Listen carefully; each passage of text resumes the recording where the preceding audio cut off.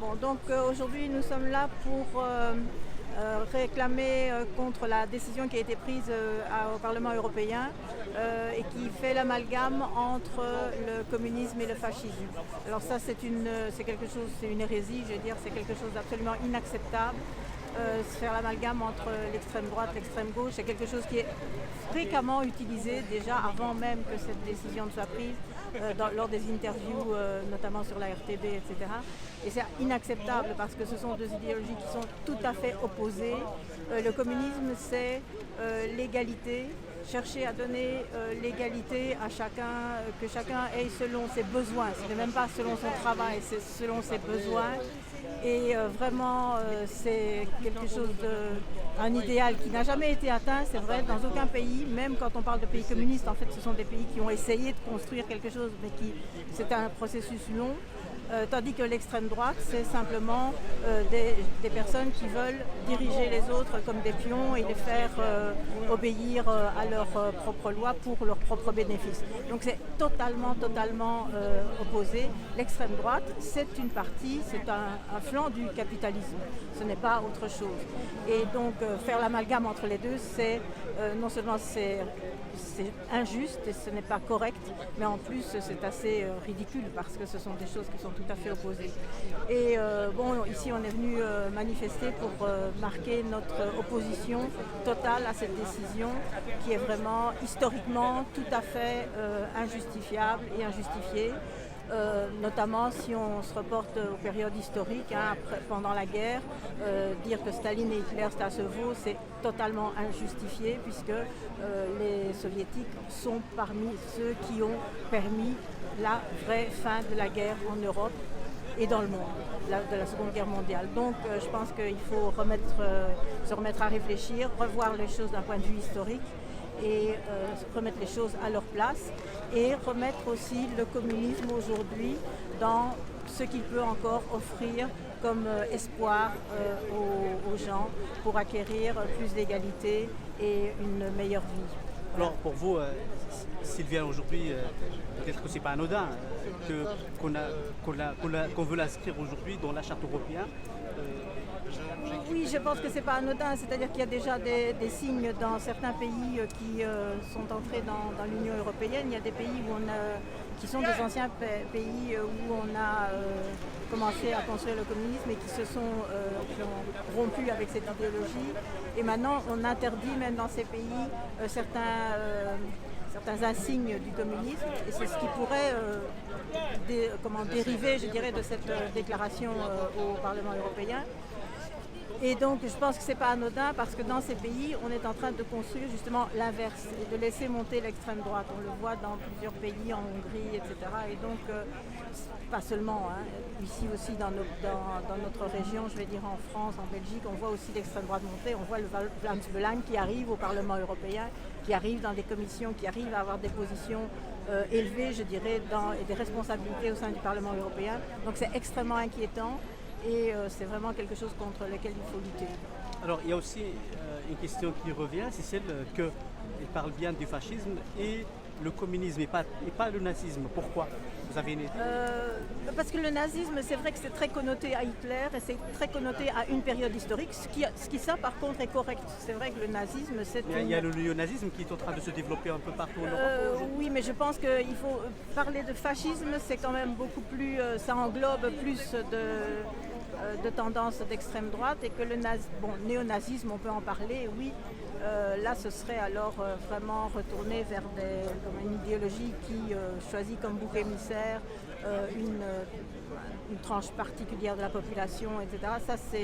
Ça existe aussi. Mais je pense qu'il faut quand même se dire que le nazisme est vraiment très connoté historiquement et que, dans mon sens, moi je m'opposerais plutôt au fascisme. Enfin, je m'oppose plutôt au fascisme et sous toutes les formes qu'il peut prendre, y compris celle du nazisme, y compris celle du néonazisme. Merci à vous. Le Parti communiste de Grèce remercie le Parti communiste de Belgique pour cette initiative aujourd'hui. Le Parti communiste de Grèce condamne de la façon la plus catégorique la résolution anticommuniste inacceptable du Parlement européen, signée par les groupes politiques du Parti populaire, des sociodémocrates, des libéraux, des verts et des réformistes conservateurs. Ce n'est pas la première fois que le Parlement européen se révèle être un porte-drapeau de l'anticommunisme qui est l'idéologie officielle de l'Union européenne. L'anticommunisme est pour l'Union européenne et le gouvernement bourgeois de ses États membres un complément nécessaire à la dure politique antipopulaire qu'il impose au peuple.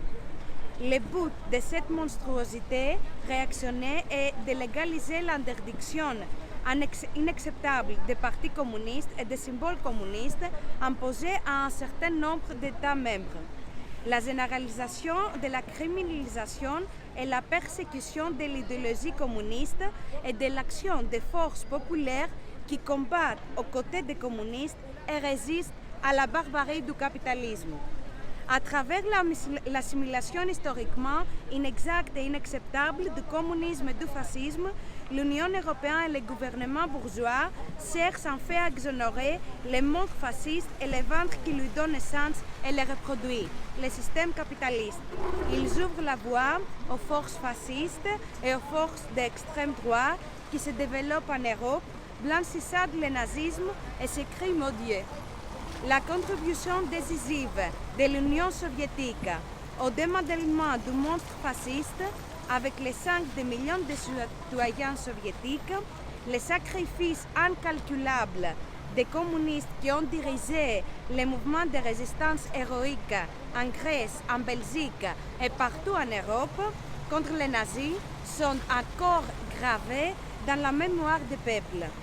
L'objectif est clair et l'objectif de cette résolution anticommuniste est la manipulation de la conscience des travailleurs du peuple en première lieu de la jeunesse en utilisant comme arme la falsification de l'histoire et des calomnies contre les gains sans précédent de travailler dans le socialisme.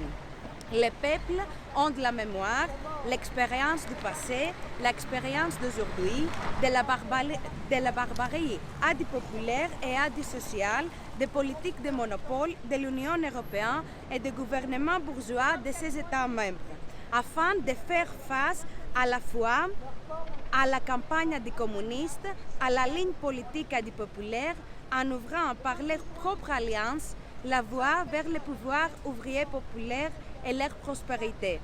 L'histoire ne s'écrit pas avec des résolutions. Ce sont les peuples qui l'écrivent avec leur lutte. Arrêtez les poursuites des communistes et des partis communistes, l'anticommunisme ne passera pas. Merci. Merci à vous. Bonjour Madame Valérie Brix. Pourquoi vous êtes là aujourd'hui dans cette action organisée par le Parti communiste? Moi, je suis là aujourd'hui en tant que citoyenne belge parce qu'en fait, je m'interroge sur la manière dont les professeurs d'histoire vont maintenant devoir enseigner l'histoire à leurs étudiants en leur disant que le nazisme et le communisme, c'est la même chose. Bon, moi, ça me pose quand même une question sur la question de la vérité historique. Et je ne vois pas trop comment on peut enseigner de telles choses. Donc moi ça m'interroge beaucoup cette décision du Parlement et donc je suis plutôt là en tant qu'enseignante. Alors vous êtes enseignante et citoyenne si on veut. Vous n'êtes pas communiste, mais pour vous, ce que le Parlement propose, c'est quelque chose qui ne relève pas vraiment de la réalité aussi historique du fait. Scientifique. Non, pour moi, il n'y a pas d'amalgame possible, c'est pas possible ça. Au niveau de l'histoire de chaque pays, c'est pas possible de faire cet amalgame-là. Donc je comprends pas. Alors, est-ce que vous pouvez tout simplement, comme prof, nous rappeler tout simplement un fait historique qui montre aussi cette différence, par exemple, comme la guerre, il y a les communistes qui étaient contre les fachos, quoi. Oui, bon, ils se sont opposés, ça c'est clair. Les zones géographiques ne sont pas identiques non plus. Et les communistes ont quand même été victimes dans les camps de concentration, comme les juifs, comme d'autres parties de la population. Donc je ne comprends pas comment est-ce que cet amalgame est possible. En tout cas, merci à vous. Debout les damnés de la terre, debout les forçats de la faim. La raison tombe à son cratère, c'est l'éruption de la fin. Du passé, faisons table rase, foule esclave, debout, debout. Le monde va changer de base, ne sommes rien, soyons tous. C'est la lutte finale pour nous et demain. L'international sera le genre humain. C'est la lutte finale pour nous et demain. L'international sera le genre humain. Avanti popolo, alla riscossa, bandiera rossa, bandiera rossa, avanti popolo, alla riscossa, bandiera rossa, e